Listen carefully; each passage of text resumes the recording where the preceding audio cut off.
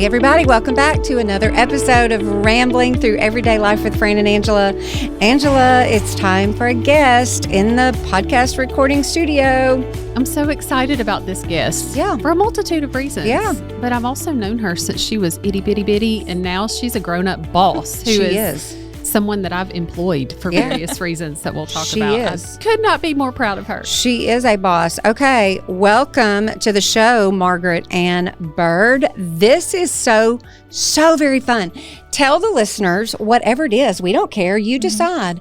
How do you want the listeners what do you want them to know about you? Who are you, Margaret Anne Byrd? Okay, well, my name is Margaret Anne Byrd. I am 25. And can we just say that it kind of sounds like you have to say your name, the whole name. Yeah.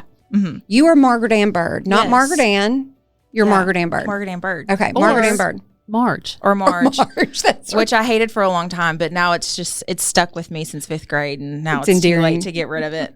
Okay, let's pause. Say okay. how old again? How old are you? 25. I'll be 26 next month. But I think in my soul, I'm probably like 48 maybe. How do you feel about turning a year older? Honestly, it doesn't really faze me much because I don't feel like I'm my actual age anyway. Like I feel like since graduating college, I think that I have aged exponentially. So when I was 21 and 22, I was actually 21 and 22. And then when I turned 23, I was like 45 automatically. So at this point, I'm just like, whatever. I mean, it is what it is. It is weird though, being this much older because I feel like I'm still my sister's age and she's going to be 19 next month. So I'm like, that's not right. I'm not really an adult. But yeah, I mean, it's one of those things. Okay, you're a Jacksonian. You're from right here. Born and raised. Been here my whole life and probably will stay because I love it. Oh, which is an unpopular opinion. Yeah. When I graduated, everybody was like, are you going to move to Memphis or Nashville or wherever? And I was just like, I like it here. Yeah. I like my community. I like being close to my family. Yes. My family's very close. Tell us about your family. Tell us who the people are. Who makes up the cast? Okay. My dad is Charles Byrd. He's an attorney, like Angela. They work together. My mom was a banker for Ever. 30 years. She just recently retired and is living her very best retired life. Listen, we're all jealous. Yeah. Can Laura is the queen. She is like, I think she was made for retirement, actually. She's been waiting for this for a long time. Aren't we all? I mean, come on. I don't think Yes. I'm ever going to get to retire, but anyway. Yes. I don't know anybody with as much personality as Laura Byrd. She is in my top 3 of all time personality people. She's pretty fabulous. She refers to herself as the queen, and she started that, but now everybody else has kind of just followed.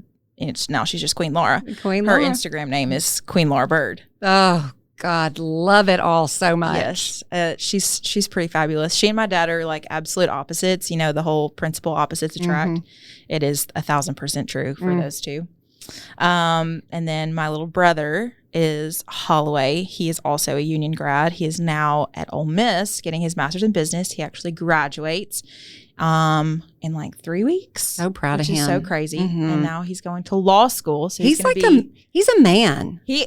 It happened overnight. He looks like one, acts He like looks one. like a grown Well, I man. don't know about acts like one. I don't know that part of his life. No, he's an old soul. He is an old soul. He likes to hang out with his dogs and sit by the fire and read books about theology. I'm all about it. And listen to podcasts. And all about it. That's pretty much it. Okay, and then you've got a little sister. And the baby is Grace. Grace is a freshman. Grace Byrd. Grace Byrd is a freshman at Union. She is our little wild child. She marches to the beat of her own drum. It would never occur to her that anybody would not want to be her very best friend. Oh. She's friends with everybody. Oh. Very easy to get along with. She has far less opinions than the rest of us, which is probably why she's very easy to get along with. Is she not an old soul either? I think no. She literally is doing her own thing. Whatever she wants. Yeah. Does Baby not care. Byrd. Baby Byrd. And I think she's just gotten to kind of like skate by. She's that kid that, if she does anything wrong, my dad's like, oh, it's fine. She could have a criminal record and we don't know about it because she's just, 100%. Yeah. 100%. She could get away with murder and everybody'd be like, oh, it's fine. It's Grace. She's fine. I love it. I love all of your names. I think just having the last name Byrd, Byrd. It's just so super Southern. You all have Southern names. You all look like you belong in some Southern magazine somewhere. it's just precious to me. That is so not my family, but I'm like, that's really cool. Y'all have your kind of your own little thing going on, and we're all aware of it. Well, I appreciate that. I think my parents would absolutely love that. We only do family names, and we were kind of running out, so yeah. We all share the same names. It's great. Some variation. I love it. Yeah. Well, we're glad to have you, Margaret Anne Byrd. Be here. This is going to be a very fun, encouraging, inspiring episode, regardless of your age. So if you're sitting here listening to this and you're like, I can't relate to anything that a 25, nearly 26-year-old is going to say, that is not true. Keep listening. That's right. Okay, Margaret Anne, you're back on campus. No, Margaret Anne Byrd. Margaret Anne Byrd. I just broke the whole thing. Let me start over, Margaret Anne Byrd. You're back on campus. How does that feel to be back? So I have been back on campus several times. Had to move in. My sister had to move in. My brother. I've been around, but as soon as I walked into the library, I was like, oh my gosh! Like I feel like I just walked back into like 2019, and I'm stressed about finals. And I came up to the third floor to record and kind of wondered where all my friends were, and then I realized like nobody knows who you are here. It kind of hurts my feelings because I feel like when you're at Union, it's really easy to be a big fish in a small pond, and then it's like as soon as you graduate, you're totally irrelevant, and nobody knows who you are. Yeah, there are people that are going to listen to this and go, "Had no idea that girl." They're going to know your sister. They're going to know Grace, and that's heard another of weird you. thing. They've heard of you, but they don't know. She was always, either Margaret Anne or Holloway's sister. And now people come to me and they're like, oh, you're Margaret Anne. You're Grace's sister. Yeah. And I'm like, no, Grace is my sister. What? That's humbling. I came first. What do you mean? She's living her best independent life. Oh, and I came and ate in Coba with her a few weeks ago, and I just loved watching her because she made her rounds around the cafeteria and was like talking to everybody. It was like social hour. And she walked in and was like a celebrity. It was like the president came to lunch. Yeah, baby Byrd in the house. Her very first day at Union, when we moved her in, she got pulled aside because she was getting interviewed by WBBJ. Oh, she was on the news. That's the most Grace thing I've ever heard. 1,000%. Well, see, some of the way that you feel about her, I feel about you. I'm like proud big sister over how you're just thriving at life. I think that's kind of like pretend. Well, listen, we're not gonna break that here. We're okay. Just go along. Okay, got it. Go along with it. Receive the compliment. Thank you. Okay. So first of all, I want to start with your business name because it's so clever. We've talked about your family name. Tell everybody who you are in the business world. And you got your degree from Union in what? So my undergraduate degree was in business, concentration in marketing, and then like approximately 2 weeks after I graduated with my undergraduate, I started the MBA program here and then graduated with my MBA. Okay. Concentration in marketing. Sister is qualified.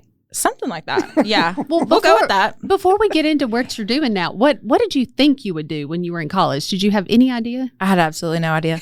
Like when everybody would ask me as a kid, what do you want to be when you grow up? I didn't have an answer other than I just really wanted to be the boss so nobody else could tell me what to do, which is probably not a good way to be, but I think Margaret Anne, we're going to call that leadership skills. Okay. No, okay. So you've got to frame it a little differently in your brain. Okay. You had strong leadership capabilities from a very young age. Yes. That's what was going on there. I think I knew I wanted to be able to have something of my own. And I think a lot of that comes from watching my dad have his own firm. And I'm a lot like my dad. And I think I knew kind of what lifestyle I wanted to have. I didn't want a typical 9-to-5 job where I was tied to my desk and had to spend my days sitting there having to schedule somebody else told me that I had to have, doing things people told me I had to do. I wanted to be able to experience life with my job at the same time. I didn't want to sell my soul for a career. I kind of wanted to have them both coexist in a leadership happy way. You wanted to be in charge. You had strong leadership skills. Fran and I share a soapbox, and I think you'll agree with us, but we are so tired of hearing people say, what do you want to do with your life? What's your major? What's your future career? What do you want to be? We've got to stop boxing people in because what happens is you feel as a freshman, I have to hurry up and choose a major. When you realize what you should have realized, if you just given it some space, then you feel like you failed at your original major that shouldn't have even been your major in the first place. Not for everybody, but across the board, don't you think that you in actuality gave yourself time and space and freedom to find what you were supposed to be doing. Oh, it's like 100% a God thing that I even ended up where I was, because never in my life was I like, oh, I'm going to go into marketing. I didn't even really know what marketing was. Like I was. Are marketing and advertising the same thing? Do not answer this, because I think that's what people are like, are they the same thing, just different words, or are they two different things? I don't know. I think advertising falls under marketing. Okay. It's like a branch of marketing. Okay. I came into Union in 2015 as a public relations major. And the only reason that I was PR was because my babysitter from my childhood came to Union and was a PR major. Sure. And I was like, well, she's fun, so that has to be fun too. So I'm going to pick that. And then I think I made it like a semester and a half as a PR major. And then I realized that in order to get the PR degree, you had to go to an 8 a.m., which I was not going to do. I love it. So we were in, I think it was intro to psychology. Yes. Yeah. I was in intro to psychology with my friend Sarah. And she was like, I'm changing my major. And I was like, same. What are you going to change your major to? She said, I think I'm going to change it to marketing. And I was like, well, that kind of sounds like fun. And the BAC has way better parking than Jennings. So I think that's what we should do. Mm-hmm. So just decide your major based on parking and what your best friend is doing. listen. This is more common than we realize, I would imagine. It made a lot of sense, but we took every single marketing class together. We would go to our advising appointments together. So Brooke Emery was our advisor, both of us, and we would text her and just say, can we go to our advising appointments together to make sure we get in all the same classes? Yes. And Brooke, I think, was more or less unamused, but also was like, whatever, I don't care. Right. Well, it saved her some time. Exactly. And so that's how we got here. Yeah. I took my first marketing class and thought that this was the most fun ever. The rest is history. Yes. But Okay. I also for the longest time when I was younger, and people are going to probably give me hate for saying this, I love social media. I was always on it. I think my senior was most likely to become Twitter famous. Uh-huh. I was always on it. And I think it just kind of came naturally. Mm-hmm. So it just made sense. You see the value in it. Everything has value. Yes. Well, that's not true. That's not true. Rewind. No. Delete. Not everything does have value. But when you can take something that the world would say, that's trash, that's garbage, there's nothing good coming from it. I don't know. I think that if you can see it in a healthy, right way, listen, we all are on social media. It's just how are we using it to be of benefit, you know? And I think that there are a million ways that you can use it incorrectly and use it in ways that are harmful. But I think at the same time, it's a beautiful platform to be able to tell people your story. Right. And I think for business owners, it is the most invaluable tool that you can use to help grow your business. Right. And that's what I wanted to do. I wanted to help people tell their story and get themselves out there. So, and it's fun. So tell us how you went from MBA to business entrepreneur, boss lady. How did you make that jump and what are you doing? What is your business? So when I graduated with my undergraduate degree in 2019, I was kind of like, I don't really want to grow up yet. So I prolonged my college career by getting my master's in business, which I always wanted to do. But I think it was a nice little buffer year between college and like real gap year. Yeah, like real adulthood. I was not ready for. So I graduated in May of 2019, started the MBA program in June of 2019. And my deal with my dad was kind of like, okay, you can get your master's in business, but you have to work for the firm. He's a real estate attorney. He was like, you've got to work for the firm for however long. So I did that. I was like, okay, whatever. I'll do that.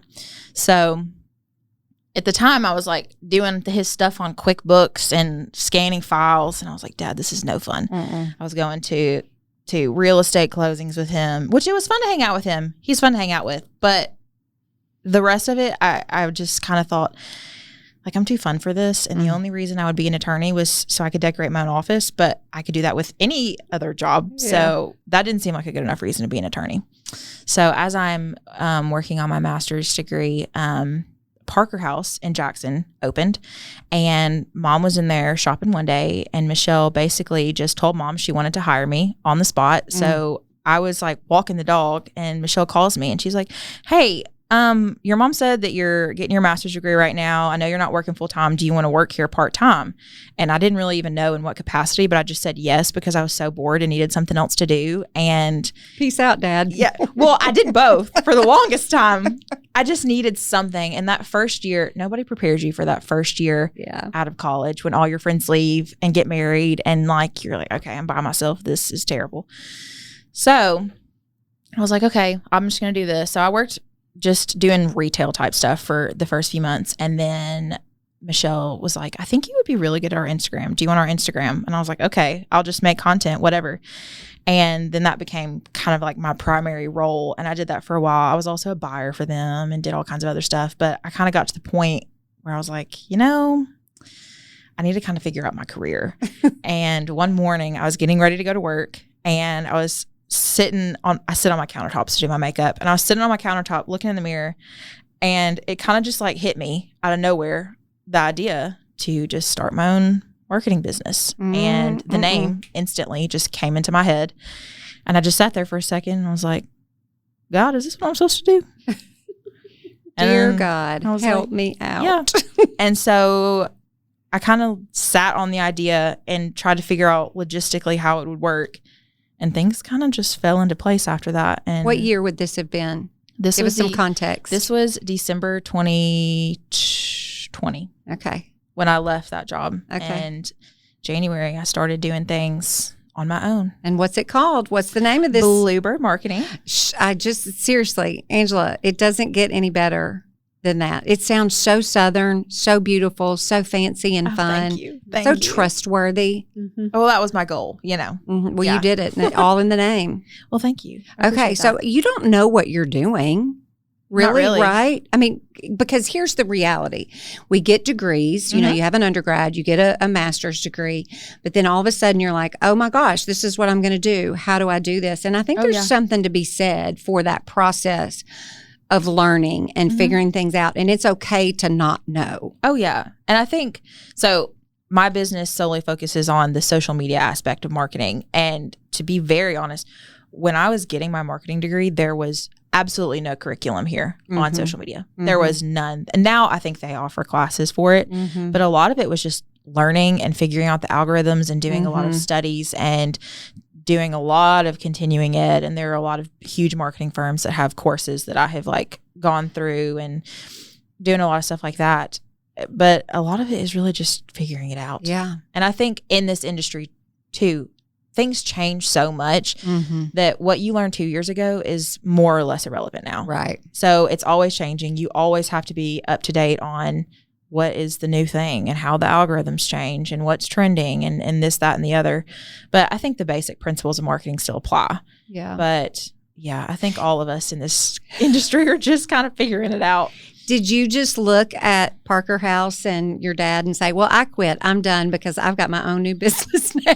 Well, I think my dad, always kind of knew that I was going to do something on my own. And so whenever I told him my idea, I think at first he was like, Margaret Anne, you can't make money doing that. Watch me.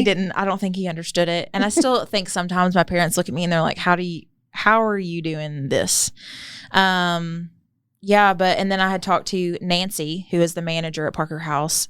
We would work together every single day by ourselves at this point it had been like 2 years. And I was like, Nancy, I think this is what I want to do. And she was like, I think you'd be great at that. Yeah. I think you should. And they're still my client. I still do all their stuff. I love that. And it's so fun. I was there today shooting some new content. But yeah, everybody was very, very supportive about it. I love that. I love that. Okay, tell us what and it could be a literal example of success that you've had or a surprise success. But anytime we start something new, it takes a minute to not only figure out what you're doing, but to feel like, okay, I'm actually good at this. And there's some reward, not necessarily financial reward, but it's just satisfying. And like, this is what I'm supposed to be doing. What success have you had that you can say, oh my gosh, that was like so much fun and such a surprise? Or I don't know, any example that you have. What has success looked like for you in a very short amount of time? Well, I went into this with honestly very little expectations. That's a healthy place to start. I had no idea what I was doing in any aspect of being a business owner. The social media stuff I got all day long, but actually monetizing it and having clients and balancing that, I was like, I have no idea what I'm doing. And still, I've been doing this for over a year now, which really isn't that long. I still have like major imposter syndrome where I'm like, how have I fooled people for this long that I'm good at this? But I think it's so cool to fall into the plans the Lord has for you, because I found myself in situations where I'm like, how did I even end up here? Like, how did I get connected with these clients? How did I end up working these events or doing this, that, and the other? And it's just been really cool who the Lord has put in my life to connect me with different clients. Like one of my childhood best friends, Mary Carolyn McCarty, she's going to be a different last name in 2 weeks, so she's about to get married. But she lives in Nashville now, and she connected me with this girl who has a podcast, and she's also a news anchor. And I now do all the marketing for her podcast. And she called me kind of like in a panic one day and was like, hey, WSMV TV is covering part of CMA Fest, and we need somebody to do the social media the day we're there. And she was like, this is tomorrow. And I was like, I'll be right there. Okay. So I had to wake up at like 2:30 in the morning to get there and do all of the things. But I found myself like backstage with all of these like people that I like, Flora Georgia Line and Kelsey Ballerini. And I'm sitting there and I'm like, how the heck did I end up here? I'm like sitting there like, when are these people going to realize that I'm not supposed to be here? And I'm just pretending.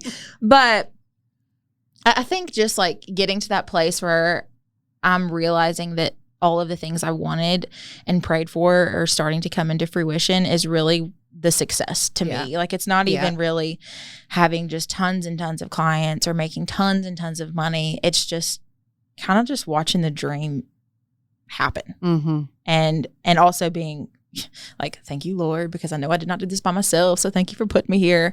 I think that's really what it is for me. Okay. What's the flip side of this is there's been some obstacles. There's been hard things. It's not always, yellow brick road full of rainbows and daisies. So what's one thing that you've learned about yourself, or even just the work that you're doing that you never saw coming?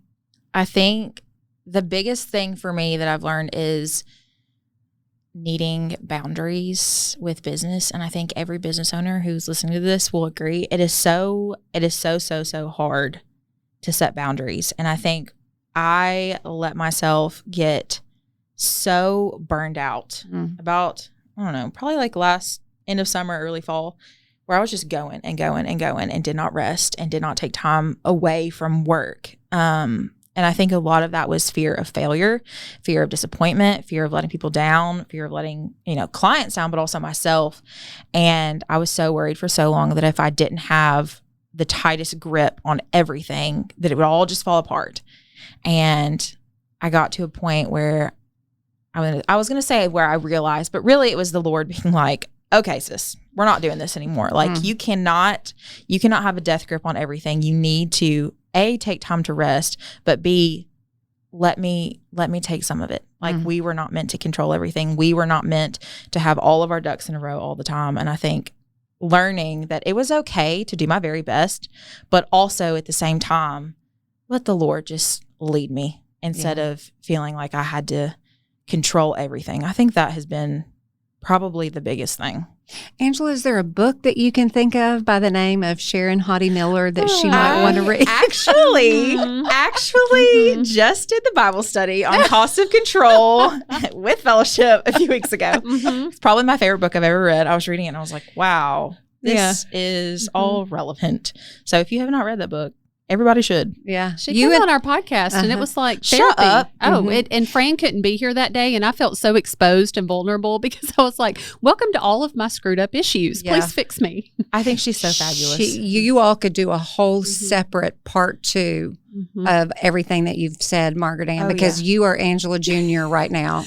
When I'm hearing you talk about this, I'm like, okay, I might as well be listening to Angela right now. Yeah. So. And I want to brag on Margaret Anne because of a boundary. You don't even know what I'm about to say, but let me give a testimonial too. My business the past couple of years, I've been transitioning into a whole new primary practice area of estate planning. I've always kind of done it.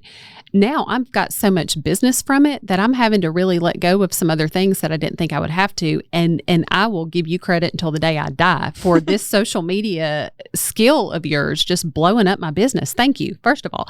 But I love, so, I mean, we talk about all the time, Fran, how we could always say, I'm so busy, I'm so whatever. Well, we are busy, but we also need boundaries, and we need people that we're working with to give us, boundaries and guidelines. And Margaret Anne is so good about sending me my content for the month. And then when I have you looked at it yet? No, I'm busy. I'll get to it. Finally, I loved it. It made me chuckle. She sent me an email that said, your content is releasing tomorrow. So it was like, get on board or not, but ready or not, here we go. And it wasn't, is this okay? Or I hope this works for you. It was Margaret Anne knowing, hey, Margaret Anne has to have a life and can't just wait on me to have and it forced me to have to put everything else aside and focus on that. And I needed to. So thank you for teaching me at 47 how to manage my time better, Margaret Anne, because you had healthy boundaries. And I just thought, my goodness, what a success in you to learn that at the age that you are. I had a big proud moment, and then I was like, ooh, I got to get my homework done. Well, part of me hates doing stuff like that, but at the same time, I know what you're paying me for. Mm-hmm. So, I want to deliver the very best that I can to every client. And part of that requires boundaries because, if everything's last minute and things aren't getting turned in on time and this, that, and the other, content's not going out on time, what you're paying me for is not getting done. Yeah. And I've learned that the hard way. And I've had clients from the beginning that have said, oh, hey, I need this, and this done by tomorrow. And I'm like, well, you might be doing it yourself because that's not the timeline we work on, respectfully, and that's fine. But I think that learning curve was it was a lesson. We'll just put it that way. You have to teach people how to treat you. And that's the truth. Very good job of that.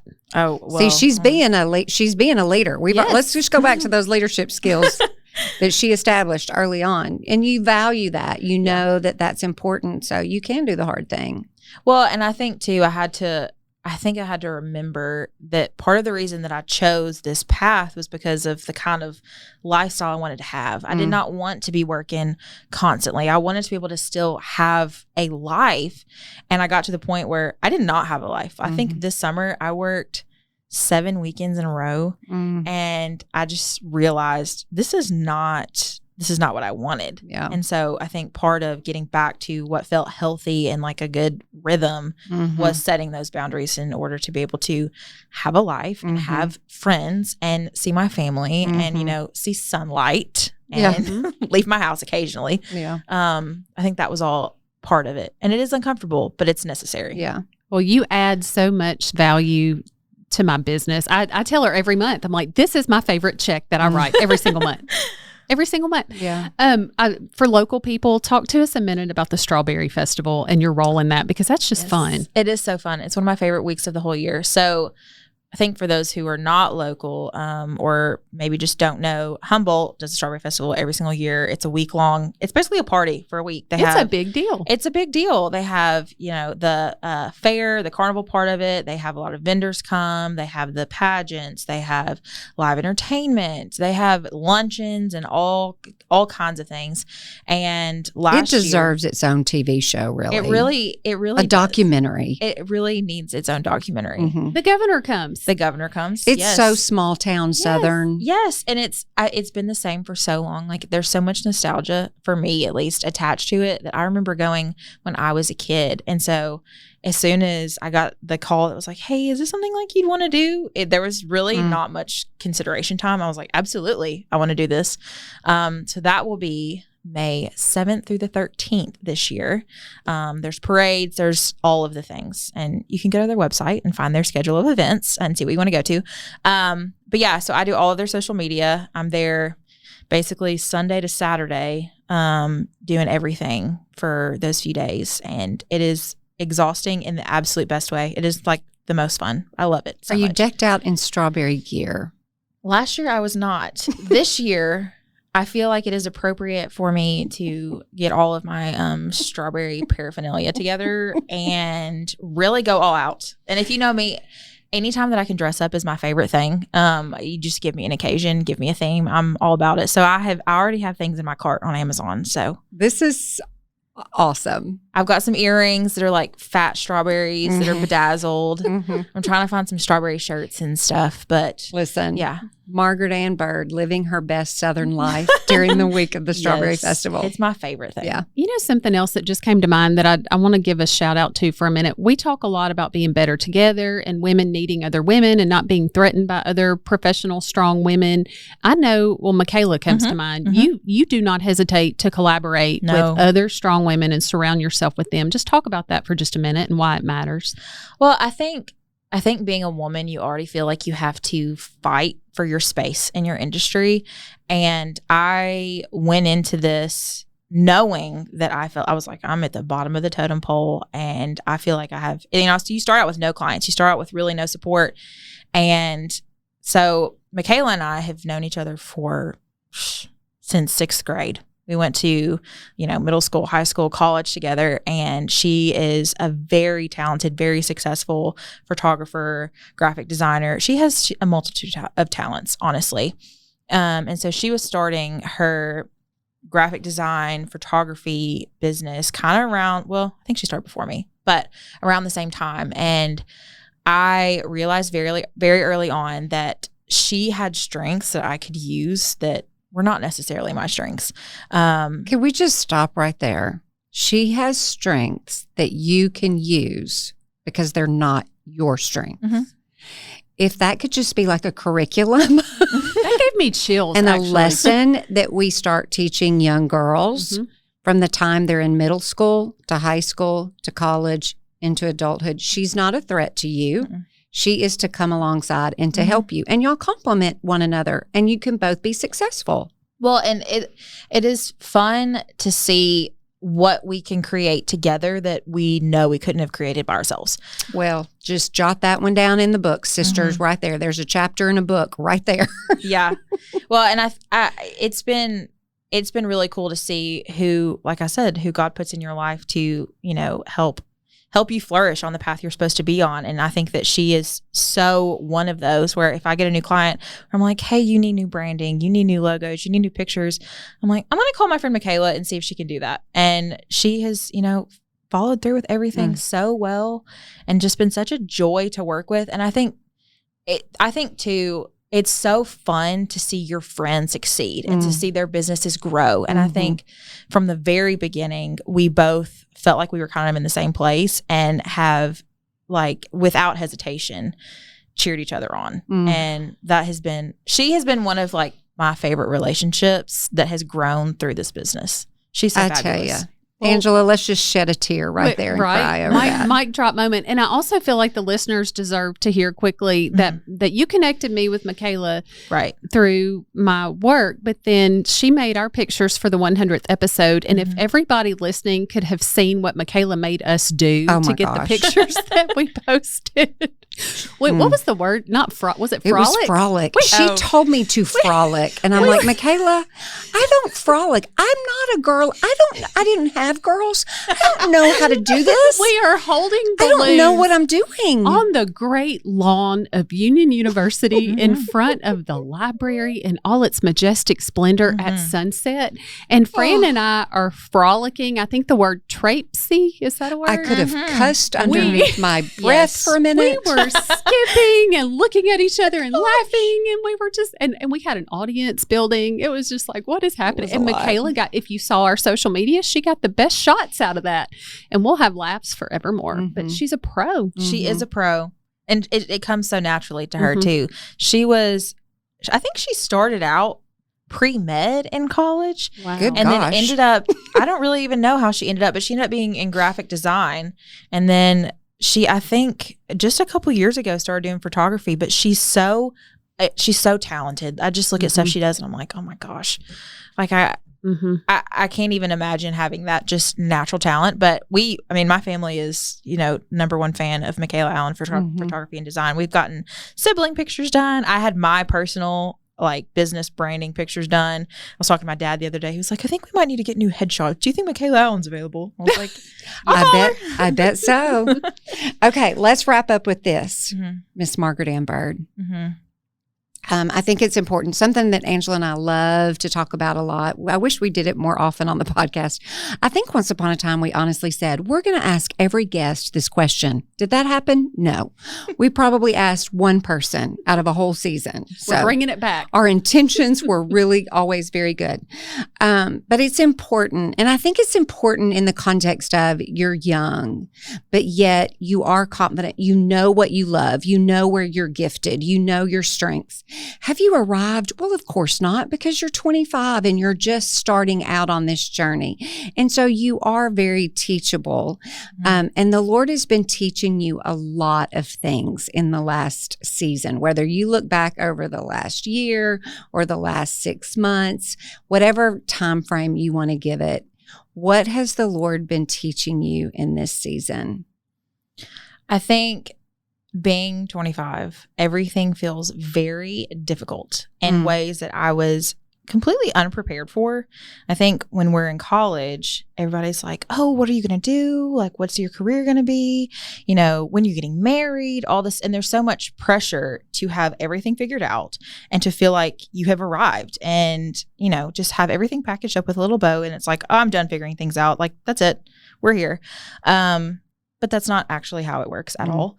And I think the most growing up that has happened in my entire life has happened in the last like 3 years, because I graduated college assuming that things would just be so easy and they would just, you know, kind of follow this timeline that I had in my head and that would just be it. And I've realized that there's so much that can be done in the season of in-betweens. And part of me has hated it and been so frustrated and just wanted everything to be so easy and just, you know, like no struggle. And I have found that the Lord teaches you so much when you're in that time of waiting, when you're in that gray area, when you don't know what you're doing and you have to figure things out. And, you know, for the longest time, I felt so much pressure to have some super successful, high-paying career, to immediately get married, to be popping out babies, to have all of these boxes checked. And I'm realizing now that the timeline that God had set out for me was so much better than I could have planned myself. And I have grown so much as a person and learned like my character has developed so much in that time of waiting. And I feel like, especially at a school like Union where, you know, there's ring by spring and everybody's getting married when they're 21. Not that that's a bad thing. I just feel like there's a whole lot of pressure for you to immediately have things figured out. But I just want people to know that there's nothing wrong with you and you're not less than if your plan looks a little bit different, if it takes you a little bit longer, if your timeline isn't the same as your best friends or people in your class or whatever, your story is not anybody else's story. And even if you're in a time of waiting, there's nothing that you're doing wrong. I think sometimes we think like, oh, I've messed up. Like, you know, things would be different if I made this decision or that decision. And I think, you know, the Lord uses you where you are and you can't mess that up. Like you were on your right path all the time. And he uses all of that for his glory. And it's not on us to make those things beautiful and life-giving. It's on him. And so sitting in that and trusting in that and knowing that God is good regardless of how it feels, I think gives you so much peace instead of trying to figure out how to control all of it. Well, I'll be. How much do we love her? I'm telling you. Hanging on every word. Just a real gift at your age to the honesty, the wisdom, and the transparency, but yet you're confident and you know who you are and you know what you want to do to a degree. Who in the heck knows what the Lord has for you in the next 5 to 10 years? But I don't know. I think people listening will feel like, okay, I can do this or that if they're 25 or 45, and you're just encouraging and you're inspiring to us all. And this has been a real treat. We are so thankful to have had you today. I'm so happy to be here. This was so much fun. Angela, it was fun. It was great. Mm-hmm. Listen, I've let her revolutionize my whole career. She's made me believe I can do it. You can. She's bossing me around. See, social media, working. it's a good thing. It is. It's a good thing. Okay, Margaret Anne Byrd, Blue Bird Marketing. Can you help people if they're out of town?